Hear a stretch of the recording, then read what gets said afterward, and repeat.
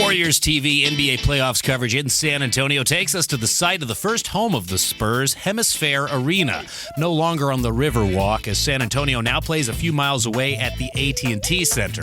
But in 1991, the Warriors faced the Spurs in the playoffs at Hemisphere, defeating San Antonio in the series, and on that team, Tom Tolbert.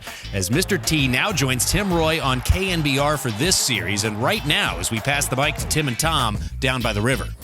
Hi, Tim Roye for Warriors TV, joined by Tom Tolbert. As you can tell, we are in San Antonio, right along the Riverwalk, getting ready for this series between the Warriors and the San Antonio Spurs.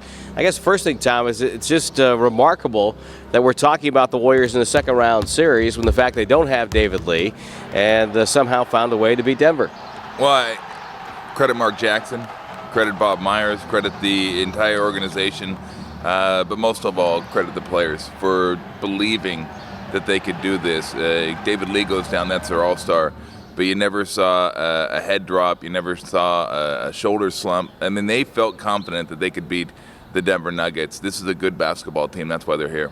No question about it. Steph Curry having a tremendous series against Denver. Let's talk about the matchups between the Warriors and the Spurs. They split during the regular season, both teams winning the two on their home floors. Golden State played very well the first matchup of the season here without Steph Curry. In fact, we're in the game late in the going.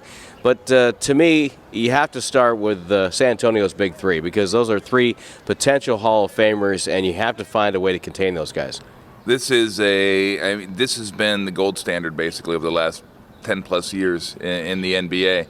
And you also had a Hall of Fame coach in Greg Popovich. I mean, this is a different animal than Denver. The records may not have reflected that during the regular season, but these guys will beat you in the open court, they'll beat you in the half court, they'll beat you with their defense, they'll beat you with their heads. I mean, they will beat you in a variety of different ways. So with Denver, it was all about keeping the ball out of the paint, keeping them off the boards.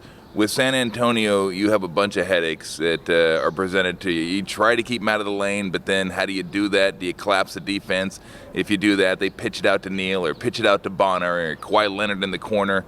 So this is they're going to have their hands full in this series, no doubt. Let's start with Tony Parker, the matchup at the point guard, maybe the marquee matchup of this series. Parker against Steph Curry. And to me, it comes to mind with Parker, they're going to run a lot of high screen and roll. A lot of high screen and rolls, and we saw in the Denver series that Festus Ezeli and Bogut played it completely two different ways. Andrew Bogut liked to slack off a little bit and let the guard come to him.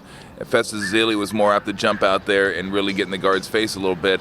So that will be key, because Tony Parker, if you give him too much room, he's going to come at you and he's going to make you backpedal, put you on skates, and then he's going to flip up that teardrop. So I think you have to try to meet him at least halfway. I mean, if you can make him shoot an 18-foot jump shot, you've won with Tony Parker. Now, he's much better at that than he used to be, but really what he wants to do is get into the lane. And once he gets in the lane, like I said, he has the teardrops, but he also can get all the way to the rim, and he is an unbelievable finisher. And he throws up, he's twisting, he's turning, he's finishing shots. So that will be, to me, that's going to be the biggest key early. How do they play that?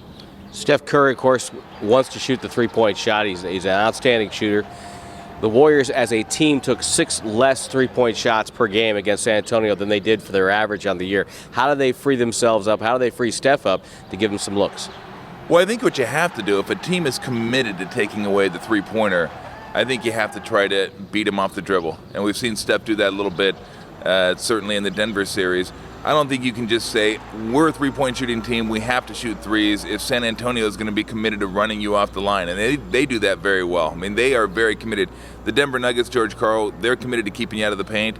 San Antonio Spurs want to run you off that line. They just know that that's the way to win games, is get wide open three, especially the corner three. They don't give up much in that corner. So I think you have to say to yourself as a team, yeah, we like to shoot the three, and we'll take it when it presents itself. Maybe you try to get a few more in transition before their defense gets a chance to set up. But once it sets up, you can't be stubborn about it. I mean, you have to get into the nooks and the crannies and deliver and maybe make their defense collapse and pitch out. But if they're going to guard the line and they're going to run you off the line, then you have to take what's there, get into the heart of the defense, and then if you start scoring that way, maybe then that opens up the perimeter. I have an assignment for you, by the way, during this series. You have to find out why Tim Duncan looks like he's 25 years old again. I have no idea whatsoever. It wasn't just one year it looked like he was sliding. It was a couple years where it looked like he was sliding. And this year, I guess a visit from Ponce de Leon apparently, because he's back to, I wouldn't say he's back to 25, 26-year-old Tim Duncan, but man, he has been fantastic. His body looks lively. He's got that spring back. They're going to him in the post again. He's finishing in the post. He's blocking shots. It's amazing. I have no idea. Maybe it's that like blood platelet deal. I need to get one of those. I need to go over to Germany next time Kobe goes, get shot up with some blood platelets. The search for El Dorado. As we wrap this up, what is the X factor in this series? I think Andrew Bogut's playing at a different level than anybody saw him during the regular season. I think he could be a factor. But what do you think is going to be a couple of X factors in this series?